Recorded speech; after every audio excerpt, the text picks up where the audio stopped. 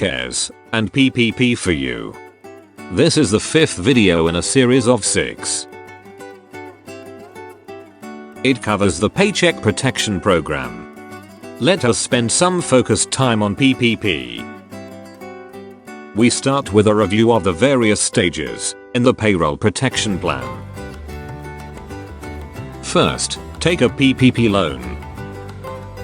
To do that, you must apply for one through your banker. Do it now.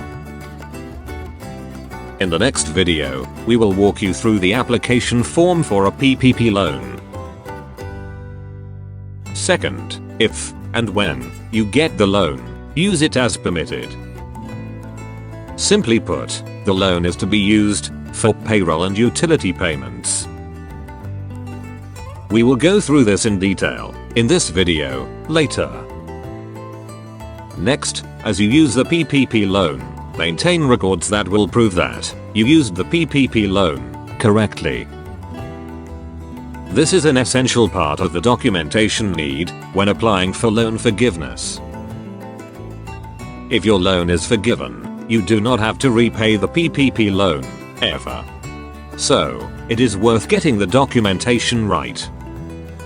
Some of the important documents you will need are the Payroll Summary, IRS Form 941, Proof of payments of wages and utilities, Proof of contributions to retirement funds and health insurance, possible state-level filings on income, payroll, unemployment tax, etc. Speak to your banker and advisor or consultant to know which documents will be needed and collect them systematically over time. When you are done using the loan, seek loan forgiveness. This must be done through your bank. This is when all that documentation you have been collecting will be needed. In the next step, if your loan is forgiven, you do not have to repay your PPP loan. If your usage of the loan and the documentary proof of that usage are in order, there is a high probability of forgiveness. The bank may choose varying levels of forgiveness. It is not all or nothing. It could be a percentage of the loan being forgiven. The bank will look at: were employment levels maintained? Were wage levels maintained or not? It will review whether the conditions for the PPP loan were met or not. The bank will make this determination within 8 weeks. In the final step, we must consider what happens if the loan is not forgiven. If not forgiven, the business must pay off the loan, but only after 2 years. The interest for this 2-year period is at 1% per annum. For the first 6 months, no interest payments need be made. From the 7th month, the interest on the loan has to be paid. The principal, as we said, is repayable only after 2 years. A business may prepay its PPP loan if it so wishes. Let us now get into some specifics of the Paycheck Protection Program. The focus is on the spend in the 8 weeks that follow the date of approval of the loan. The first piece for which a PPP loan is available is to pay wages. PPP covers 8 weeks of wages following the approval of the loan. This is labeled A to make it easy for you to follow.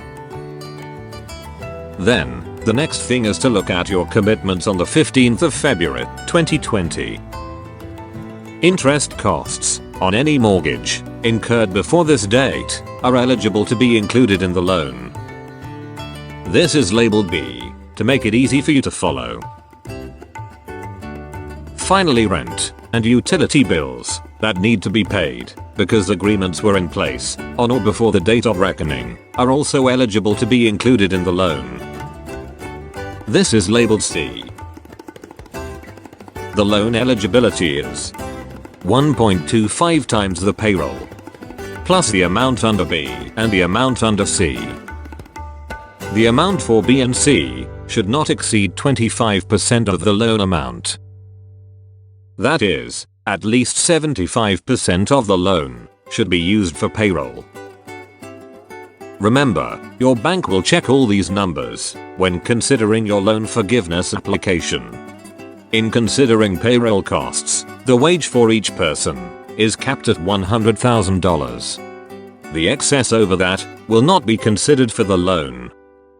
Payroll includes amounts paid to independent contractors as regular service providers who are normally issued the IRS Form 1099. There is a $10 million cap on the loan amount to any one business. After the 8-week period, when you finish using the PPP loan for the purpose for which it was given, you can request for loan forgiveness. You can apply only after that time ends, because it is only after you spend the money that the receipts and other documents that you need for filing will be available with you. If approved by the lender, the PPP loan need not be repaid. It is forgiven. If the loan is not forgiven, it has to be repaid after 2 years. There is a 6-month interest holiday. In addition, there is a further 18-month repayment holiday, bringing the total up to 2 years. It could be that a loan is part forgiven and part not forgiven. These repayment terms apply to the part not forgiven. To use a simple analyzer of loan eligibility and loan uses, or to ask for a webinar, look up the web page below. Certain needs are better met by widgets, apps, solutions, and maybe by having a conversation than by just a video tutorial. Putting those together is a logical extension to the effort so far. PPP covers a range of entities that one would not call a business in the conventional sense. PPP loans are available for all small businesses, including non-profits, veterans organizations, tribal business concerns, sole proprietorships, self-employed individuals, and independent contractors. What is a small business? Small is a business with 500 or fewer employees. However, some businesses with more than 500 employees are eligible in certain industries. See this chart. The left branch indicates the normal small business criteria. Where a business employs more than 500 employees, it may still qualify as a small business. To determine that, you have to look up the Small Business Administration's classification of industries, which is based on the NAIC code. Different employee counts qualify as small for different industries. For instance, 3 examples are given. In the NAIC code, for books, printing, a business with less than 1,250 employees qualifies as small. For carpets and rugs, a business with less than 1,500 employees qualifies as small. For pulp mills, a business with less than 750 employees qualifies as small. In some cases, the SBA classifies businesses as small based on annual receipts.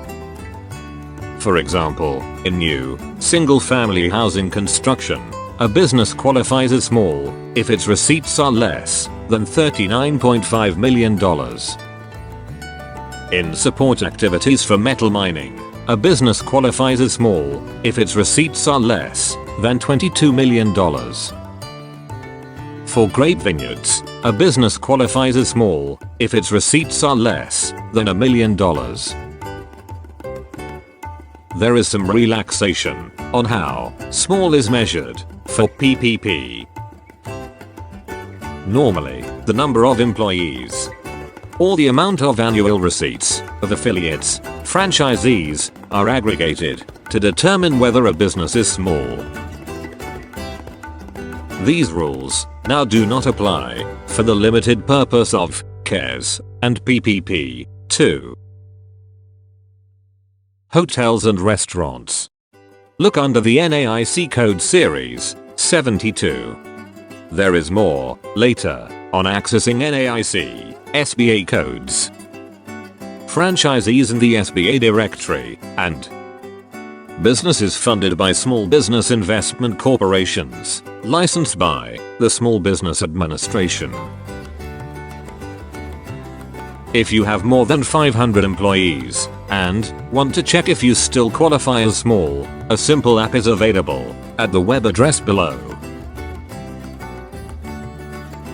It maps the SBA definition and employee count or receipts value to the NAIC listing at the next level of detail. Here is how that is relevant. Take the example of horse meat processing. The nearest fit in the SBA listing looks like this code, which is Other Animal Food Manufacturing. For this code, small is if the number of employees are less than 500. A business with 900 employees will not qualify for a PPP loan. If you went to the NAIC listing level of detail, horse meat processing is actually dog and cat food manufacturing. For that code classification, small is if the number of employees are less than 1,000. A business with 900 employees can apply for a PPP loan. This difference is meaningful to the small business owner. This is why we made that app. Essentially, you need to know your business's exact NAIC code. If you already know that, you do not need that app. If your code suggests you do not qualify as small, and you want to double check, you could still use the app and see if you meet the criteria at the next level of detail. The CARES Act wants to provide relief for the largest number of small businesses. So, it has added additional criteria for PPP in case you do not fit the conventional definition of small. A business is small if it meets both these criteria as of the 27th of March, 2020. 1. Tangible net worth. This figure should be less than $15 million. And 2. Average net income. This figure should be less than $5 million for 2 fiscal years preceding this application. This tweak to the SBA's definition of small is only for PPP loans. Before we go, let us review some terms and conditions that apply to PPP at a broad level. 1.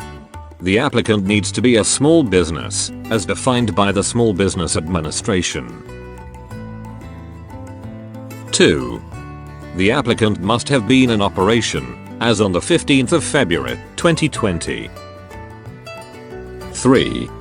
The business must retain employees. If it had let people go, it must rehire by the 30th of June, 20, to the same levels as before. It must maintain the wage levels of the employees. If wages are, in fact, cut, the maximum should not exceed 25%. 4. The applicant should not be criminally charged, or in jail, or on probation, or on parole. 5. The applicant should have no past delinquency on SBA programs. Should not be debarred from participating in similar federal programs. 6.